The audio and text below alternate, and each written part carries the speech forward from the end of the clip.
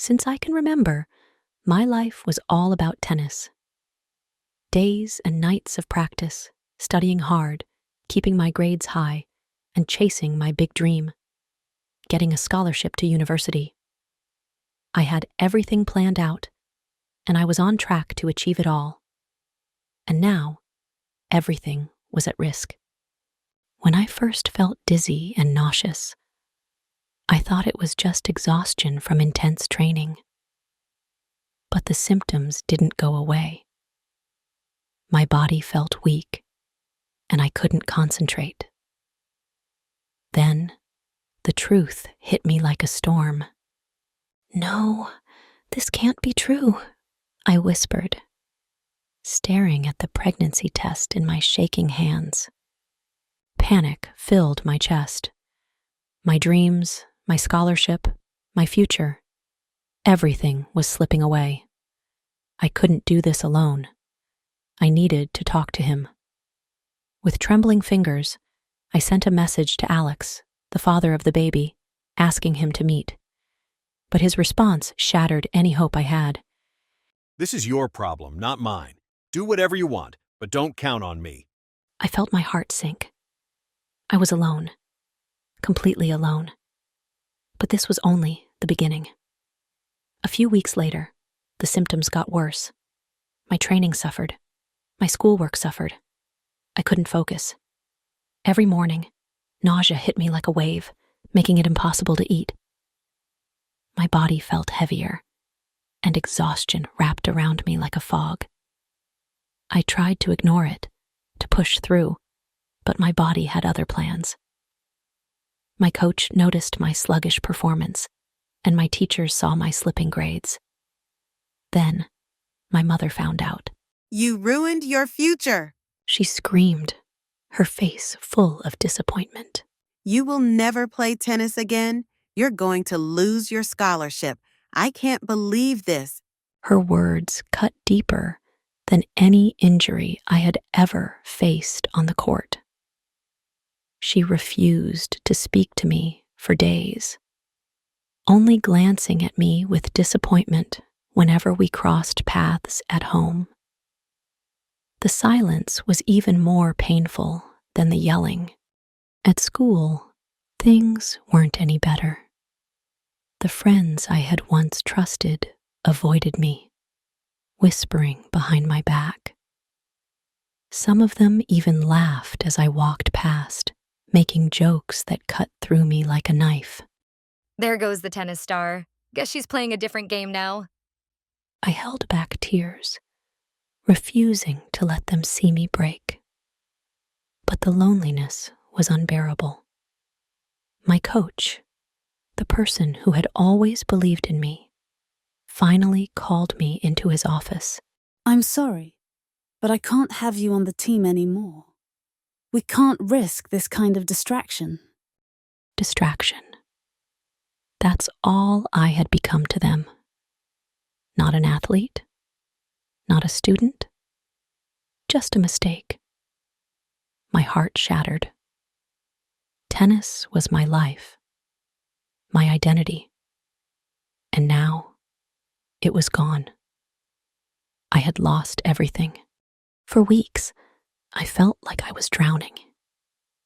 Every day was a struggle between nausea, exhaustion, and fear of the future.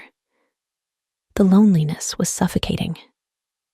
I spent nights awake, my mind racing with doubts. Could I really do this? Could I raise a child when I could barely take care of myself? One night, I broke down completely. Sitting alone in my room, I clutched my stomach, whispering, "What am I going to do?" The weight of the future pressed down on me like an anchor, pulling me deeper into despair. Then, one evening, my father sat beside me and spoke gently. "One mistake does not define you. Everyone makes mistakes, but what matters is how you learn from them. We are here for you. You are not alone." His words were a light in my darkness. I realized that I had a choice.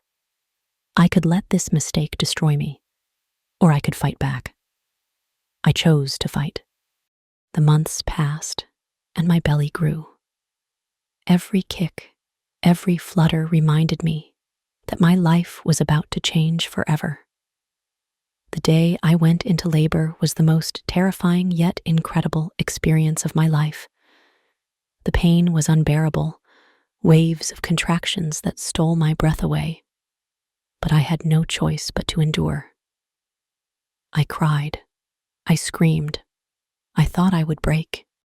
You can do this, sweetheart. My father whispered, holding my hand tightly. I clung to his voice, the only thing grounding me as the hours dragged on. Finally, after what felt like an eternity, I heard the first cry. The moment I held my son in my arms, exhaustion faded into pure love. He was tiny, delicate, his little fingers curling around mine.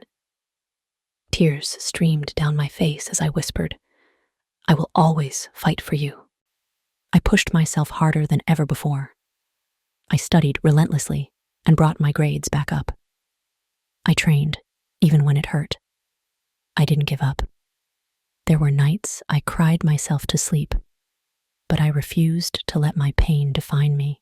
The day I stepped onto the court again, all eyes were on me.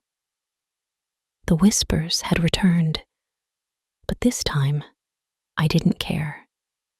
The coaches, the scouts, they were watching. This was my moment, and I played with everything I had. I won. After the game, one of the scouts approached me. We were already impressed with your skills, but now, after seeing how you handled everything, we are honored to offer you a scholarship again. Tears filled my eyes. I smiled, looking over at my father, who was holding my little son near the court.